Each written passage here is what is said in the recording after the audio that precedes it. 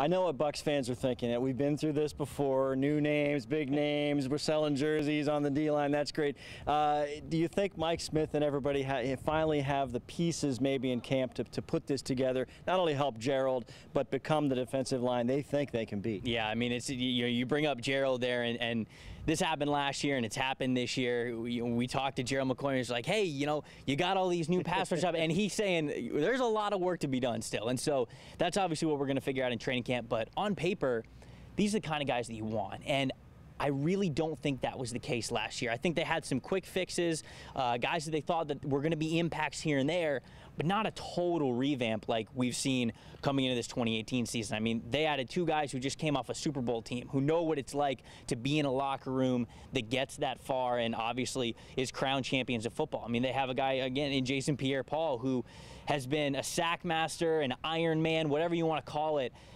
These are all different pieces that they didn't have last year. Even though they had new pieces last year, they weren't quite like what they're about to have this year. And so you're right. I'm sure that fans are a little bit of the, hey, we heard this thing last year, but it's different. This year, I think it's different, and I think it's especially different because Brenton Buckner, that defensive line coach, is there with him. And we've already seen in the mini camps and OTAs that he's going to push this line to be as best as it can be. Let's take Vinny Curry, one example. Obviously, he's one of the Super Bowl guys you mentioned.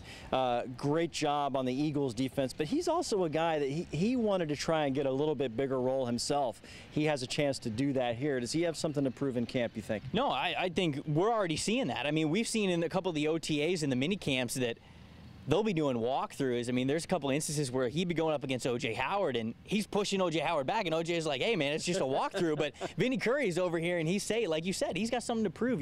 He was on a very deep rotation of an Eagles defensive line last year to where, you can call it what you will, cutting into his snaps, maybe limiting his opportunities. But here in Tampa Bay, he is likely going to be that starter on first down when the game starts, having his name called as he runs out of the tunnel with the starting defense.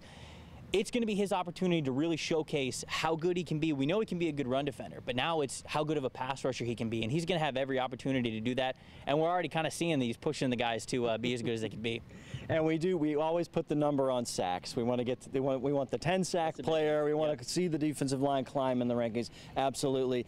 Do we have to remember the run that at some point teams, they started to run on this team, and it's been a problem for a while now to stop the run, especially when we hit the ground in these first three opponents, which run the ball very well. Yeah, no doubt about that. I think that Jason Light, when he looked at this defensive line last year, yes, the sacks weren't what they needed to be, but I think the number one thing is he was tired of getting run over because, running the ball is the essential thing to playing offense in the game of football. You have to be able to run the ball first to establish an offense, and you got to be able to stop the run first if you're going to be a good defense. And I think that there's a lot of sack potential in this defensive line, but I think first and foremost, they're run stuffers. They put a lot of extra size on the defensive line to make sure they had the beef, to make sure that they could fill all the gaps, make sure that these running backs, these good running backs in the NFC South, like you talked about, won't be able to shift through them. And so that will hopefully complement the linebackers, who then complement the coverage, but it all starts up front. And I think they did a good job of prioritizing stopping the run to make the defense better as a whole.